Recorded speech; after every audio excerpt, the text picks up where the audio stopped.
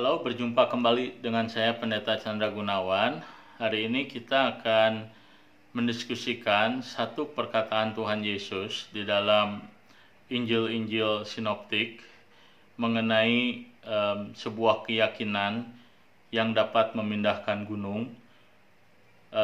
Kita perlu membicarakan teks ini oleh karena ada begitu banyak orang percaya, orang Kristen yang mengalami kesulitan di dalam memahami apa yang Tuhan Yesus maksudkan dengan perintah ataupun kepercayaan dengan iman yang mampu memindahkan gunung. Nah, hari ini saya ingin kita membaca bagian firman Tuhan terlebih dahulu di dalam Markus pasal 11 ayat 20 sampai dengan 23. Saya akan membacakannya bagi pendengar sekalian. Demikian firman Tuhan. Pagi-pagi ketika Yesus dan murid-muridnya lewat, mereka melihat pohon ara tadi sudah kering sampai ke akar-akarnya. Maka teringatlah Petrus akan apa yang terjadi. Lalu ia berkata kepada Yesus, "Rabi, lihatlah, pohon ara yang kau kutuk itu sudah kering." Yesus menjawab mereka, "Percayalah kepada Allah. Aku berkata kepadamu, sesungguhnya barang siapa berkata kepada gunung ini, beranjaklah dan tercampakkanlah ke dalam laut, asal tidak bimbang hatinya, tetapi percaya bahwa apa yang dikatakannya itu akan terjadi, maka hal itu akan terjadi baginya." Nah, untuk memahami apa yang Tuhan Yesus katakan, kita mesti menyimak kaitan antara perintah ataupun ajaran Tuhan Yesus mengenai iman, kepercayaan yang dapat memindahkan gunung ke laut dengan perkataan atau diskusi Tuhan Yesus dengan murid-muridnya mengenai pohon ara yang kering. Nah, dalam video yang sebelumnya saya sudah membahas bahwa waktu Yesus mengutuk pohon ara, Tuhan Yesus menggunakan sebuah metafora, gambaran pohon ara yang seharusnya sudah memiliki buah-buah yang kecil ataupun buah-buah awal yang bisa dimakan, tetapi Tuhan Yesus melihat ada pohon ara yang seharusnya sudah memiliki tanda-tanda bahwa dia akan berbuah. Ternyata pohon ara tersebut tidak memiliki tanda-tanda yang berbuah, dan kemudian Tuhan Yesus mengutuk pohon ara ini.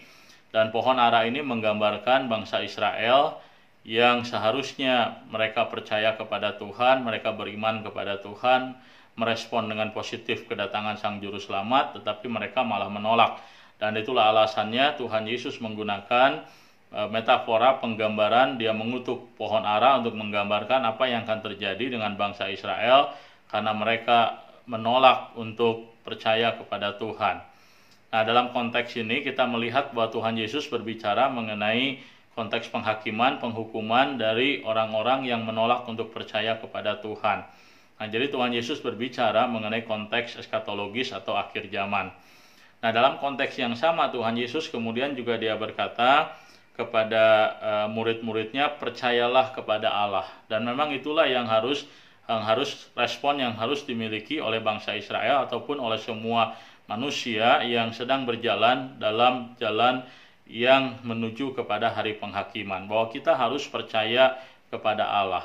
Nah, hanya pertanyaannya adalah percaya kepada Allah. Percaya kepada Allah itu maksudnya percaya bagaimana?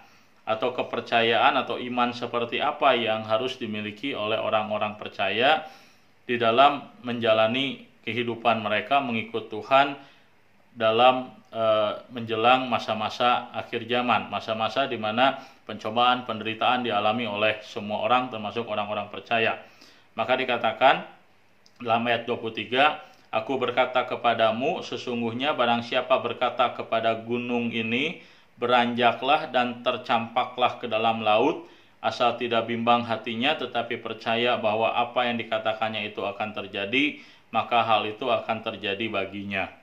Nah, jadi dalam hal ini kita harus membedakan antara siapa yang berkata beranjaklah dan tercampaklah ke dalam laut, dan juga siapa yang mengaminkan perkataan tersebut. Nah, itu adalah salah satu hal yang kita harus pahami. Jadi di dalam kalimat yang Tuhan Yesus sampaikan, kita harus mengerti bahwa di sini ada dua kalimat yang berbeda.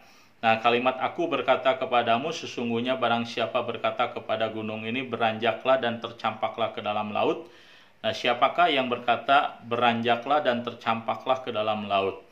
Nah, kita harus menyadari bahwa orang-orang Yahudi ataupun orang-orang abad pertama Masehi, termasuk yang Kristen Yahudi, mereka memiliki nubuat. Mereka mengenal mengenai sebuah nubuat bagaimana Tuhan akan membelah sebuah gunung sebagai sebuah gambaran bahwa Tuhan akan turut campur tangan dalam kehidupan umat Tuhan menjelang hari kedatangan Tuhan.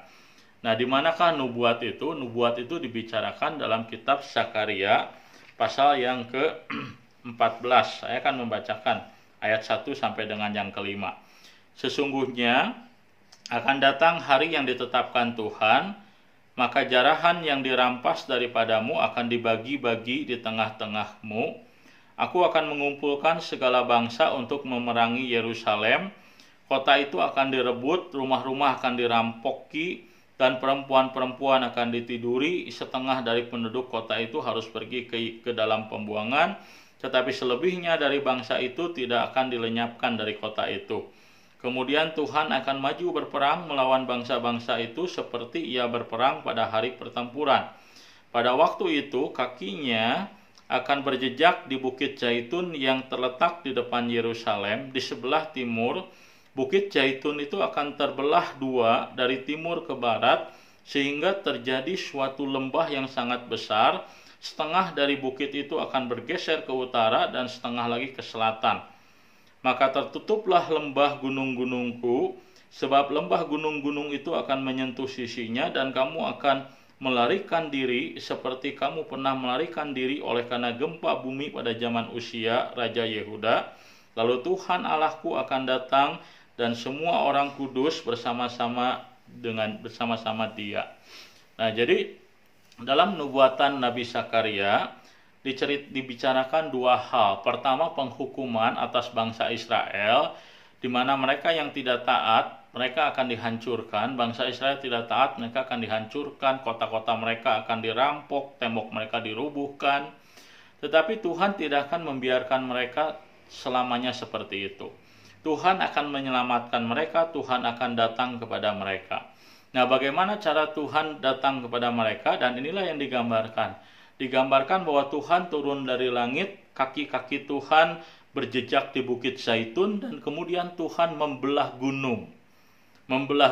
Yang oleh Tuhan Yesus digambarkan seolah-olah sebagian gunung itu dilemparkan ke dalam laut. Artinya gunung itu dibelah dan dibuat terpisah sehingga tengah-tengahnya menjadi kosong. Nah, waktu kita mendengar apa yang Tuhan lakukan dengan membelah gunung, kita pasti teringat dengan apa yang juga Tuhan lakukan ketika Musa memimpin bangsa Israel keluar dari tanah Mesir. Ketika mereka berhadapan dengan situasi sulit, mereka tidak bisa mundur oleh karena bangsa Mesir dan tentara Mesir mengejar di belakang, tapi mereka juga tidak bisa maju oleh karena di depan mereka ada lautan. Kemudian apa yang Tuhan lakukan? Tuhan membelah laut itu menjadi dua, sehingga bangsa Israel yang terancam dengan kebinasaan, kematian, bisa berjalan di tengah-tengahnya dan diselamatkan. Nah, gambaran yang sama digunakan oleh Tuhan di dalam membicarakan mengenai apa yang Tuhan akan kerjakan bagi bangsa Israel dan juga bagi umat Tuhan, yang mereka harus menjalani kehidupan yang tidak mudah, penderitaan menjelang hari Tuhan datang atau menjelang kedatangan Tuhan yang kedua. Maka dikatakan Tuhan akan bekerja, Dia akan memerintahkan supaya gunung itu terbelah dan supaya bangsa Israel bisa ataupun umat Tuhan bisa berjalan di tengah-tengahnya. Nah, jadi kalau kita kembali kepada apa yang Tuhan Yesus maksudkan di dalam Markus pasal 11 ayat yang ke-23, Aku berkata kepadamu, sesungguhnya barang siapa berkata kepada gunung ini beranjaklah dan tercampaklah ke dalam laut.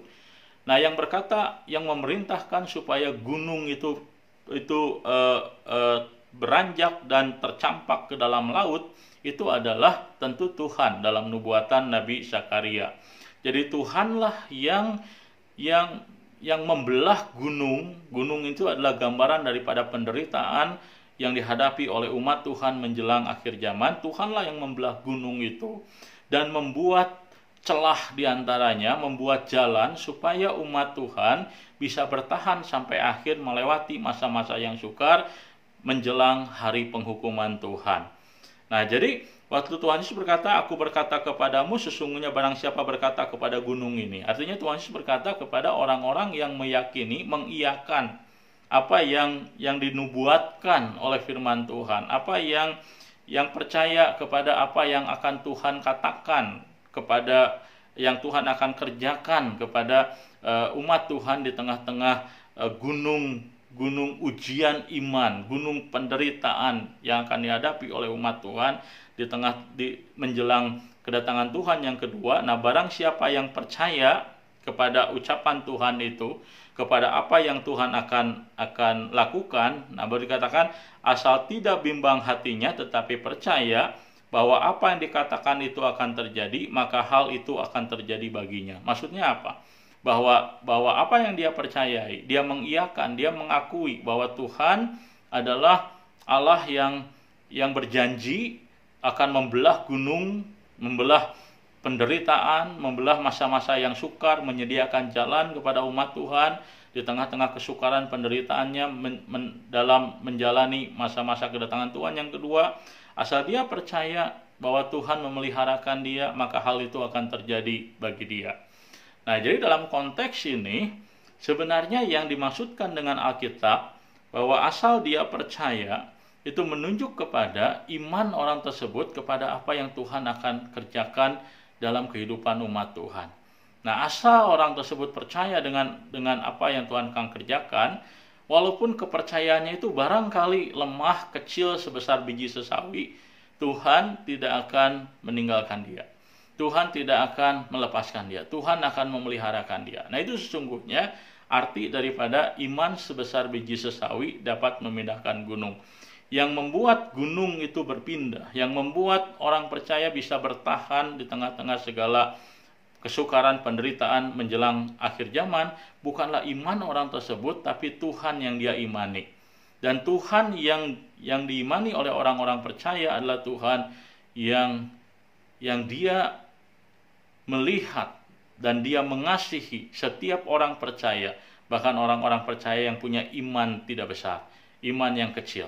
Iman sekecil apapun, asalkan iman tersebut sungguh-sungguh kepada Tuhan, Tuhan akan menjaganya, Tuhan akan memeliharanya, sehingga di dalam menjalani masa-masa penderitaan menjelang akhir zaman, dia tetap akan bertahan.